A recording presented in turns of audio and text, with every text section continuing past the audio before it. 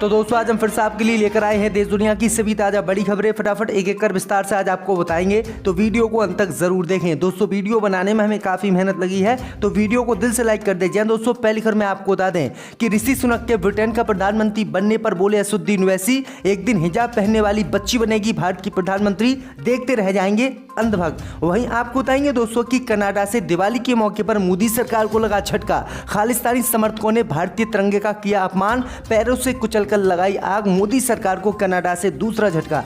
वहीं आपको बताएंगे दोस्तों कि बीजेपी और आरएसएस के बाद अब आप विधायकों के बिगड़े बोले हिंदुस्तान में रहना है तो लक्ष्मी गणेश की जय कहना होगा। वहीं आपको बताएंगे दोस्तों कि रूस में सैनिकों की कमी के कारण अफगानी लड़ाकों की भर्ती रूस ने की शुरू, वीडियो हुआ वायरल। वहीं आपको बताएंगे दोस्तों कि सर्वे के नाम पर मुसलमानों को बीजेपी सरकार ने उत्तर प्रदेश में दिया धोखा। यूपी के डिप्टी सीएम बोले जो मदरसे गैर कानूनी तरीके से चल रहे हैं उन सभी पर चलेगा बुलडोजर। वहीं आपको बताएंगे दोस्तों कि कांग्रेस की भारत जोड़ो यात्रा में शामिल होंगे शरद पवार और उद्धव ठाकरे, बनेगी नई रणनीति, भाजपा को दे सकते हैं बड़ा झटका। तो दोस्तों सभी खबरों को आपको एक एक कर बताने वाले हैं। वीडियो को लाइक कर चैनल को सब्सक्राइब कर दें और हमें कमेंट करके बताएं कि आपके जिले किस राज्य से हमारी खबरों को देख रहे हैं।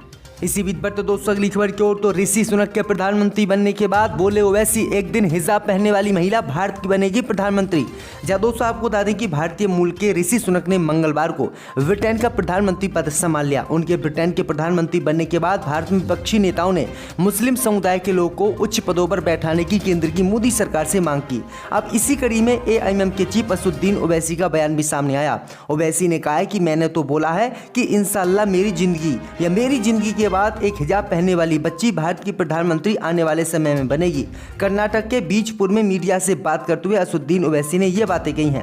दरअसल आपको बता दें कि ऋषि सुनक के प्रधानमंत्री ब्रिटेन का बनने के बाद देश में चर्चा है कि केंद्र की मोदी सरकार भी अल्पसंख्यक समुदाय के लोगों को सरकार में उच्च पदों पर इसी बीच पर तो दोस्तों अगली खबर की ओर, तो कनाडा से मोदी सरकार को लगा बड़ा झटका। दिवाली पर खालिस्तानी समूह के लोगों ने भारतीय तिरंगे का किया अपमान। दोस्तों आपको बता दें कि कनाडा से दिवाली के मौके पर केंद्र की मोदी सरकार को बड़ा झटका लगा है।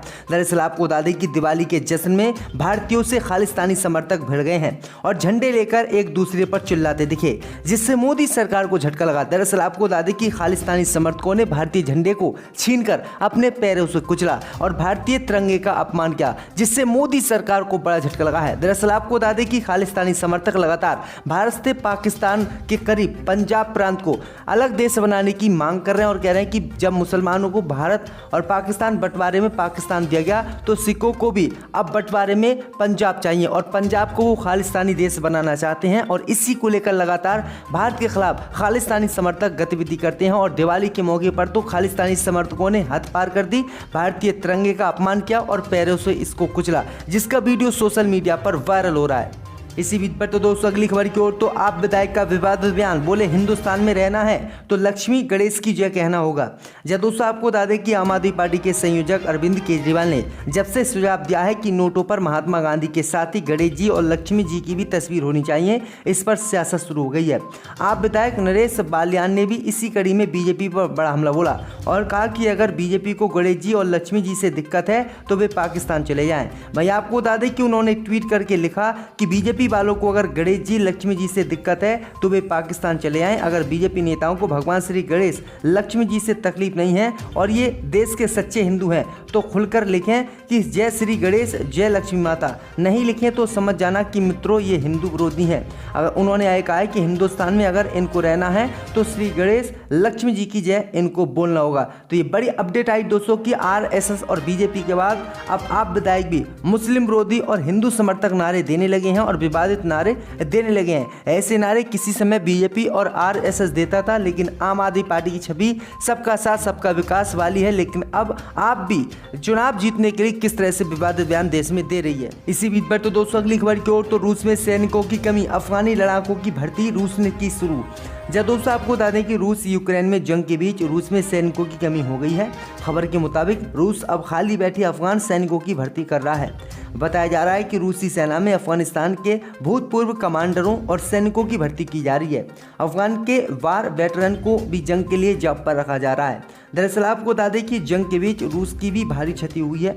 अन्य मीडिया खबरों की माने तो राष्ट्रपति पुतिन ने 3 लाख अतिरिक्त लोगों को रूसी सेना में भर्ती करने का फैसला लिया है। तो ये बड़ी अपडेट आई दोस्तों कि रूस में सैनिकों की कमी हो गई, तो अफगानिस्तानी लड़ाकों को जो है रूस अपनी सेना में भर्ती करा, जिसने अमेरिका को धूल चटाई थी और अमेरिका को अफगानिस्तान छोड़ने पर मजबूर किया था। इसी बीच पर तो दोस्तों अगली खबर की ओर, तो मदरसों के सर्वे को लेकर पलटी योगी सरकार। गैर कानूनी तरीके से चल रहे मदरसों पर बुलडोजर चलाने का किया ऐलान। दोस्तों आपको बता दें कि जब उत्तर प्रदेश की योगी सरकार ने मदरसे के सर्वे कराने का यूपी में ऐलान किया था, तो उस समय मुस्लिम समुदाय के लोगों ने इसका विरोध किया था। तब योगी सरकार ने आश्वासन मुस्लिम समुदाय को दिया था कि हम सिर्फ मदरसों का सर्वे इसलिए करा रहे हैं कि उनकी संख्या का पता चले, लेकिन हम इस पर ना तो बुलडोजर चलवाएंगे और ना ही कोई कार्रवाई करेंगे। लेकिन आपको बता दें कि अब योगी सरकार अपनी इसी वादे से मुकर गई है और योगी सरकार ने गैर कानूनी रूप से चल रहे मदरसों पर बुलडोजर चलाने का उत्तर प्रदेश में ऐलान किया है। दरअसल आपको बता दें कि मदरसों के सर्वे को लेकर आज तक से बातचीत करते हुए यूपी के डिप्टी सीएम ब्रजेश पाठक ने साफ किया है कि मदरसों के खिलाफ एक्शन उसका स्टेटस नहीं बल्कि कार्यशैली और गतिविधि देखकर लिया जाएगा। उन्होंने कहा है कि दारुल उलूम का मदरसा हो या कोई छोटा मदरसा हो, अगर वह अवैध रूप से गतिविधि में लिप्त पाया जाता है तो सरकार उस पर एक्शन लेगी और उसे जो है ध्वस्त करेगी। यानी योगी सरकार का साफ कहना है कि मदरसों का जो सर्वे कराया गया है, अब योगी सरकार चिन्हित करके उन मदरसों पर बुलडोजर चलवाएगी। तो किस तरह से मुसलमानों को योगी सरकार ने सर्वे के नाम पर धोखा दिया। इसी बीच पर तो दोस्तों अगली खबर की ओर, तो कांग्रेस की भारत जोड़ो यात्रा में शामिल होंगे शरद पवार और उद्धव ठाकरे, बनेगी नई रणनीति। दोस्तों आपको बता दें कि महाराष्ट्र की राजनीति से बड़ी खबर सामने आ रही है। एनसीपी प्रमुख शरद पवार और शिवसेना अध्यक्ष उद्धव ठाकरे की कांग्रेस के भारत जोड़ो यात्रा में शामिल होने की खबर है।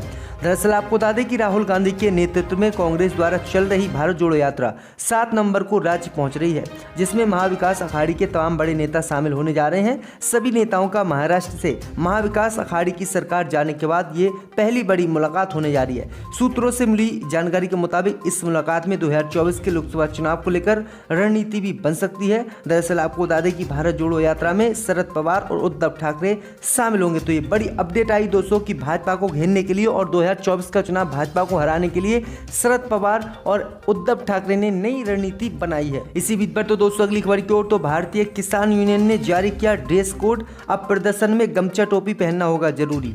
दोस्तों आपको बता दें कि भारतीय किसान यूनियन ने अपना ड्रेस कोड लागू कर दिया है। संगठन के पदाधिकारियों और कार्यकर्ताओं के लिए ये पहनना जरूरी होगा। वहीं आपको बता दें कि कहा गया है कि जब भी वे किसी अधिकारी से मिलने जाएंगे या धरना प्रदर्शन करेंगे या संगठन की मीटिंग में जाएंगे तो उन्हें हरा गमछा, टोपी और बिल्ला पहनकर ही जाना होगा ताकि उनकी पहचान बनी रहे।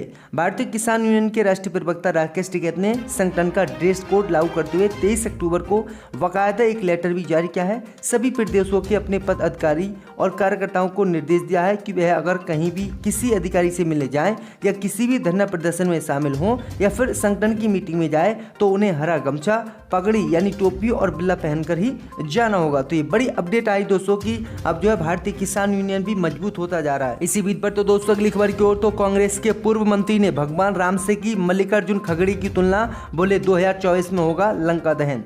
दोस्तों आपको बता दें कि पूर्व मंत्री सज्जन सिंह वर्मा का बड़ा बयान मल्लिकार्जुन खड़गे को लेकर आया है, जिसमें उन्होंने नवनियुक्त कांग्रेस अध्यक्ष मल्लिकार्जुन खड़गे की भगवान राम से तुलना की है।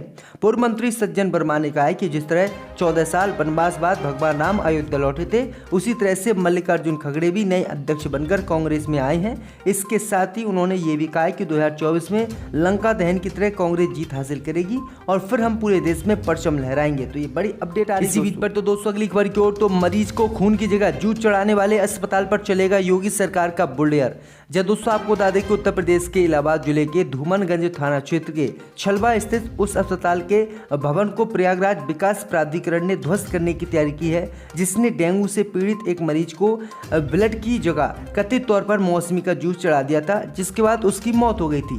पीडीए की ओर से ग्लोबल हॉस्पिटल की स्वामी मालती देवी को 19 अक्टूबर को इसी मामले में एक नोटिस जारी किया गया था, जिसमें उस भवन भवन को अनाधिकृत रूप से निर्मित बताया गया है, जहां ये अस्पताल संचित हो रहा है, संचालित हो रहा है। नोटिस में कहा गया है कि प्रयागराज विकास प्राधिकरण से अपेक्षित अनुमति प्राप्त किए बगैर भवन का निर्माण कराया गया है, जिसके लिए पूर्व में कारण बताओ नोटिस भी जारी किया जा चुका है। और अब इस अस्पताल में ऐसी गतिविधि हुई जिसको पूरे देश ने चौंका दिया, और अब इस जो अस्पताल है इस पर बुलडोजर चलाने की योगी सरकार ने तैयारी कर दी है, और ये 1-2 दिन में ध्वस्त कर दिया जाएगा।